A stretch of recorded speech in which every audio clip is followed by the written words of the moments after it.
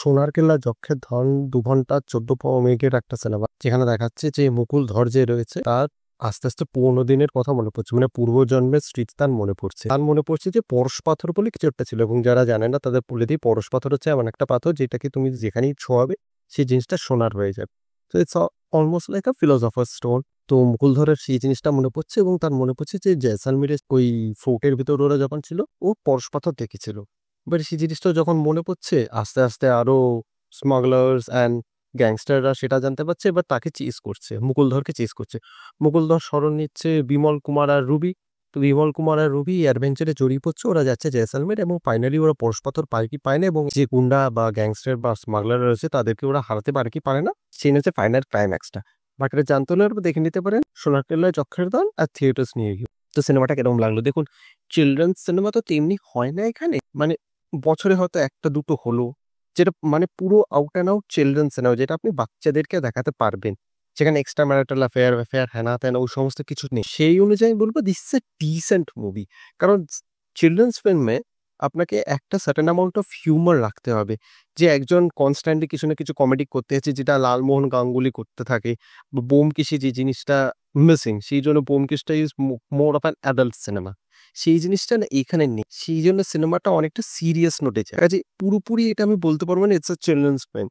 যেরকম আপনি যদি জুরাসিক পার্ক দেখেন, এনজয় করবে, ছোটরাও এনজয় করবে, because of the content, because of the dinosaur. ওখানে তেমনি প্রচন্ড রকম হিউম্যান নেই, এখানেও কিন্তু নেই, কিন্তু এখানে তেমনি বাচ্চারা তেমনি প্রচন্ডভাবে এনজয় করতে পারবে না, কারণ কি হিউম্যান নেই। এবং এখানে যে অডিয়েন্স একটা রয়েছে, তারা হিউমার পছন্দ করে, সেটা বাচ্চারাও করে, ইয়াং অ্যাডাল্টসরাও করে, এবং পেরেন্টসরা তো করেই। তো ফার্স্টলি সেই জিনিসটা মিসিং রয়েছে। বাট তাছাড়াও this is a well researched movie, well edited movie. মানে সিনেমাটা বেশি বোর করবে না আপনাকে।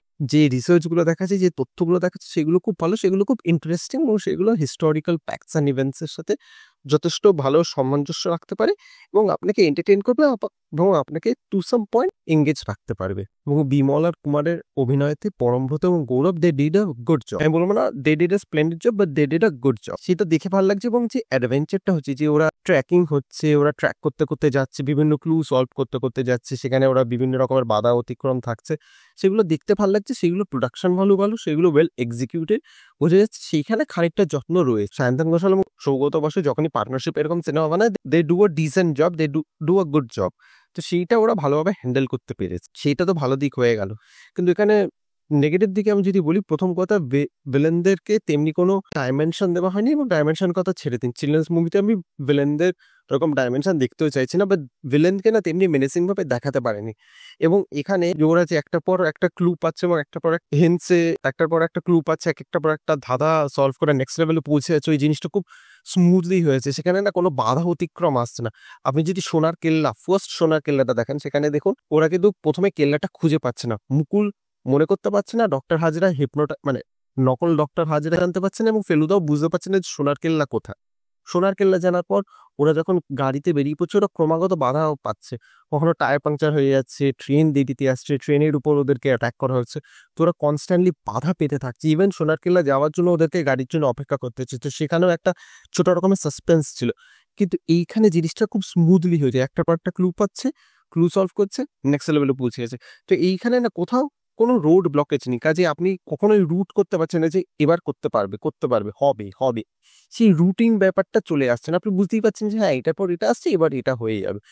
যেহেতু সেই বাধাটা নেই, স্টোরিটা প্রচন্ড রকম প্রেডিক্টেবল হয়েছে এবং মোনোটোনাস হয়েছে, মানে আপনি বুঝতেই পারছেন এটার পর এটা হবে, ওটার পর ওটা হবে, এবং ওরা নির্দ্বিধায় বেরিয়ে যেতে পারবে। এবং আমি আরেকটা জিনিস বলতে চাই, ভিলেনদেরও সেই জন্য তেমনিভাবে প্রেজেন্ট করতে পারেনি, যে ভিলেনরাও তেমনি আপনাকে কোনো রোড ব্লকেজ বা তাকে দেখে আপনার ভয় লাগবে, মেরেসিং লাগবে, সেটাও হচ্ছে না। তো এইখানটা হয়ে গেল, এবং একটা পয়েন্টের পর আমি যে বললাম যে তথ্যগুলো শুনতে ভালো লাগছিল, কিন্তু একটা পয়েন্টের পর ওভারবার্ডেনিং হয়ে যাচ্ছে, মানে কনস্ট্যান্টলি আপনাকে তথ্য দিয়ে যাচ্ছে। দেখুন আমি তো ডকুমেন্টারি দেখতে যাইনি, কোনো হিস্টোরিক্যাল অ্যাডভেঞ্চার দেখতে যাইনি যে এখানে আমি হিস্ট্রি লেসেন্স চাই, সেগুলো পড়তে আপনার ভালো লাগবে। কিন্তু স্টোরিতে আপনাকে যদি অর্গ্যানিক্যালি জিনিসটা না আনতে পারেন না, জিনিসটা মনে হবে আপনাকে প্রিচ করছে, এবং সেটা আপনার স্টোরিতেও না, মানে ইন দ্য বিগার পিকচার কিছু সার্ভ করতে পারছে না, যে জিনিসটা কাকাবাবু প্রত্যাবর্তনে হয়েছিল। কনসার্টে ওকে ওয়াইল্ড লাইফের ব্যাপারে বলে যাচ্ছেন, কিন্তু ওইটাকে আপনাকে তো দেখাতে হবে যে এটা কি ইউজে আসছে স্টোরির ভিতর, কোনো ইউজে আসছে না। কাজে এখানে বলছে এখানে অমুক ছিল, ওখানে তমুক ছিল, এখানে এই রাজা ছিল, ওই রাজা ছিল, এই করেছে, কিন্তু সেইগুলো না স্টোরিতে কোনো রকম ভাবে সার্ভ করছে না। 60% of it is just data which is there, সেটা আপনাকে স্টোরিতে কিছু সেল করতে পারছে না, বা স্টোরির আইডিয়ায় বা স্টোরি লাইনে তেমনি কিছু সার্ভ করছে না। এবং আরেকটা কথা, পরমব্রত বা গৌরব এরা তো তেমনি out and out hand to hand action করেনি, কাজে এখানে অ্যাকশনটা না তেমনি সেলেবেল না। স্কেল আমি ছেড়ে দিলাম, আপনি হ্যান্ড টু হ্যান্ড কম্ব্যাট রেখেছেন, শর্ট স্পেসের ভিতর রেখেছেন, টাইট হ্যান্ডহেল্ড ক্যামেরার ভিতর জিনিসটাকে আপনি দেখানোর চেষ্টা করছেন, টেনশনটা বোঝানোর চেষ্টা করছেন, ক্লস্ট্রোফোবিয়া মানে জায়গাটা কম সেটাও একটু কিছু কিছু জায়গায় বোঝানোর চেষ্টা করছেন। কিন্তু যখনই জিনিসটা ওয়াইড হয়ে যাচ্ছে বা ক্লোজ শটেও বোঝা যাচ্ছে যে পাঞ্চটা ওরকম ভাবে ল্যান্ড হচ্ছে না, মানে বোঝা যাচ্ছে দে আর ফেকিং ইট। কাজে সেখানে প্রোডাকশন প্রোডাকশন তো না, ফাইট ডিজাইনটাও ভালো হয়নি এবং একটারও তেমনিভাবে পুল করতে পারেনি।